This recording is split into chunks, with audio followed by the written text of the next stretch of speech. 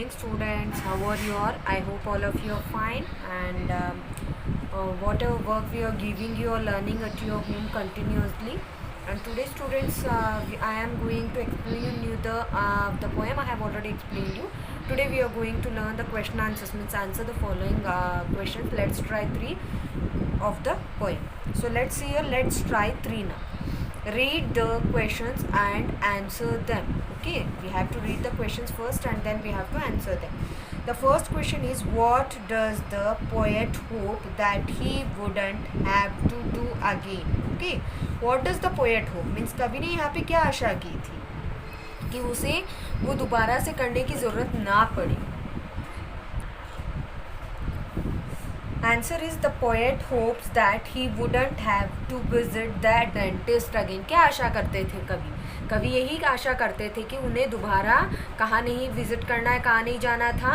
वो dentist means दांतों के डॉक्टर के पास दोबारा जाना नहीं चाहते थे, क्योंकि उन्होंने वहाँ पे जो चीज़ें परेशानी देखी, वहाँ पे उस चेयर पे जाके बैठना और जो दर्द उन्होंने सहा, उस चीज़ की वजह से उन्होंने यही आशा की कि उन्हें वापस dentist means dental hospital doctor के पास नहीं जाना. Next question number 2 is, why does the poet not feel self-possessed while sitting on the dentist chair? यहाँ पे आपको क्वेश्चन दिया गया है कि कवि को ऐसा क्यों लगता है.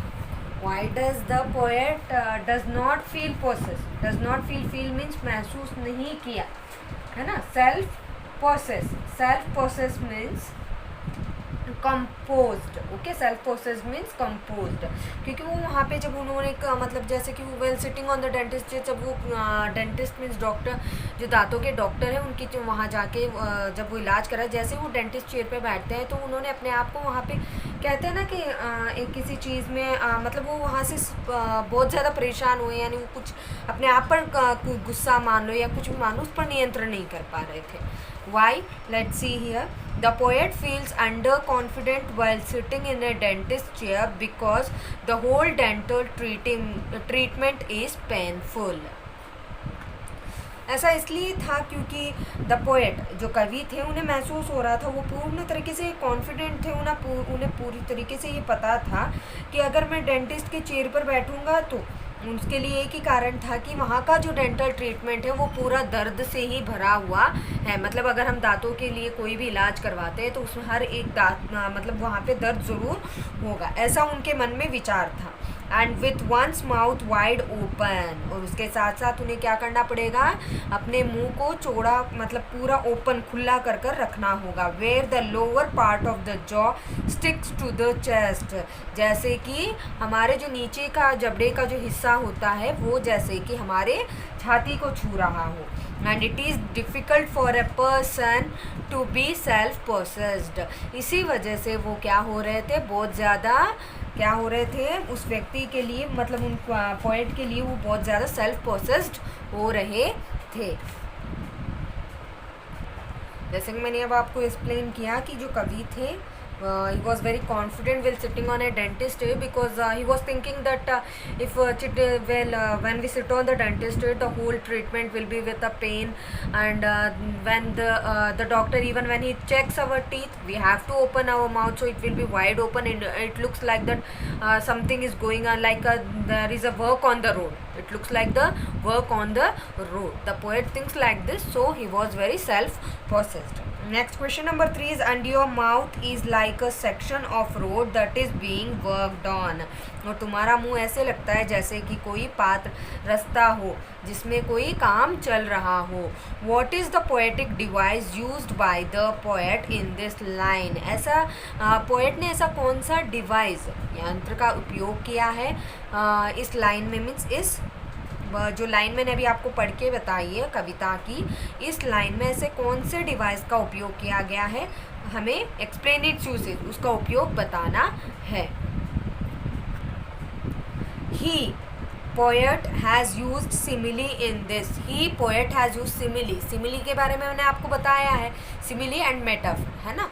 तो ये जो सिमिली और मेटाफर होते हैं Already I've explained you about the simile in your previous chapter 1 about the simile and the metaphor. According to this, in simile, when similes are used, means like we in the simile in the poem, they are compared, means in an interesting way the two different things are compared. In simile, in a very interesting way the two things are compared in a very interesting way.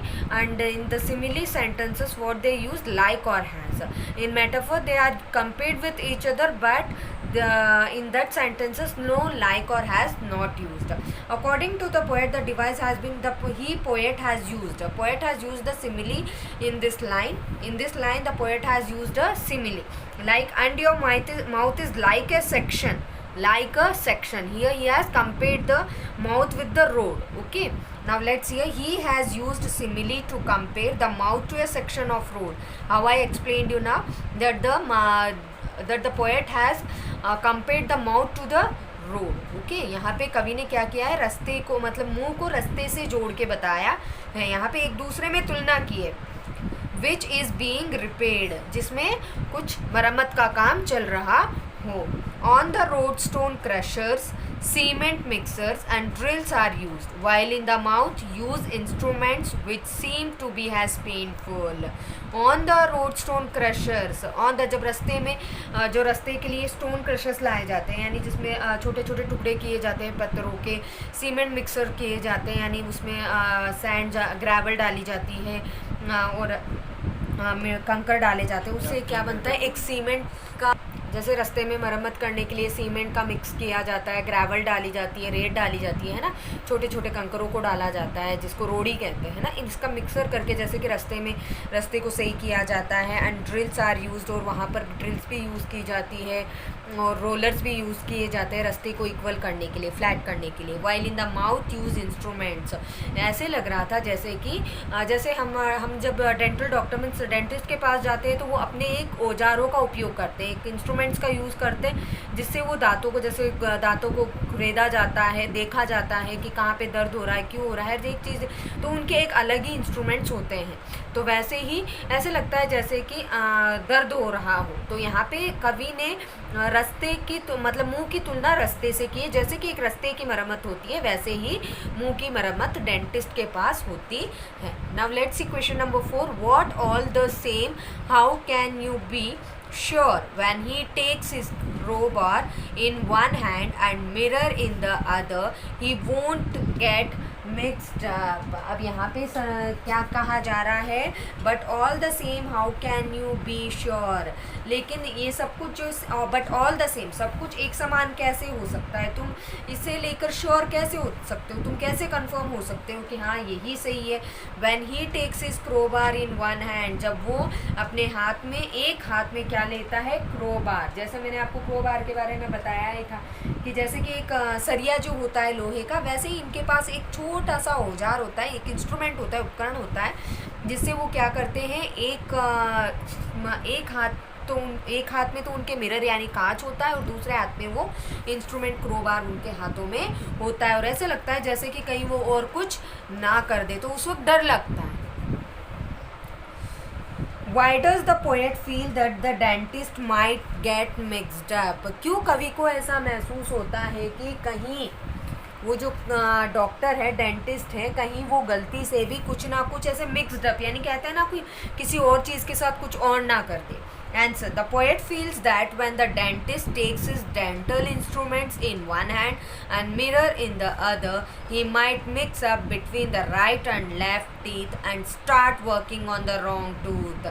इनका कहने का mixed up का मतलब यहाँ पे क्या हो रहा है कि जहाँ पे सही राइट मतलब सीधे हाथ की तरफ या लेफ्ट हैंड जहाँ पे दर्द हो रहा है वहाँ को देखने के बजाय कहीं वो किसी और दांत को ना छेड़ दे, ऐसा उनको डर लग रहा होता है. तो यहाँ पे डॉक्टर ने ये कहा है, डेंटिस्ट मतलब पोएट ये कह रहे हैं कि डेंटिस्ट ने एक हाथ में अपने इंस्ट्रूमेंट ले रखा है और दूसरे हाथ में क्या ले रखा है, मिरर ले रखा है. The poet is saying that he feels that the dentist takes the dental instrument in one hand and the mirror in the other hand and he is getting afraid and he is getting very tensed that might the dentist may work on the wrong tooth. Okay, now let's see question 5. Do you think the poet is happy at the end of the visit to the dentist, क्या आप ऐसा सोचते हो कि कवि जो थे जैसे ही वो विजिट यानी डेंटिस्ट ने सब कुछ देख लिया, इलाज कर दिया, उसके बाद क्या पोएट कवि जो थे वो बहुत ज़्यादा खुश थे उन डेंटिस्ट के पास आने से? द पोएट इज़ अनहैप्पी, ऐसा इसलिए लग रहा है कि जैसे ही हमने पोएम पढ़ा तो उन्हें ऐसे लगना, हमें वो स्टार्टिंग में उन्होंने मैं ये आशा करता हूँ, आई अगेंस्ट होपन, ऐसे कह रहे हैं कि वो दोबारा वहाँ पे नहीं आना चाहते, उनकी आशा यही थी कि वो कभी भी डेंटिस्ट के पास नहीं आना चाहते थे। The poet is unhappy eight the end of the visit because he had thought that he would never have to visit the dentist again. The poet means जो कवि थे वो बहुत नाखुश थे, वो उदास थे at the end of the visit, जैसे ही डॉक्टर के पास वो जाकर अपना इलाज करा चुके थे वो अनहैप्पी थे, क्योंकि उन्हें ऐसा लगता था या वो ऐसा सोचते थे that he would never have to visit, कि उन्हें कभी भी दोबारा डॉक्टर के पास आने की आवश्यकता नहीं पड़ेगी। बट द डेंटिस्ट, लेकिन डेंटिस्ट ने क्या कहा, ask him to come again for checkup, लेकिन डेंटिस्ट ने मीन्स डेंटल डॉक्टर ने उनसे ये कहा कि तुम्हें दोबारा से 3 महीने में एक बार ज़रूर आना ही है, so that his teeth remain in good condition, जिसकी वजह से पोएट के जो दांत है वो अच्छी स्थिति में रह सके। Okay students, I hope you have understood this. Now what you have to do, you have to learn and write this question answers in your fair notebook. Okay, have a nice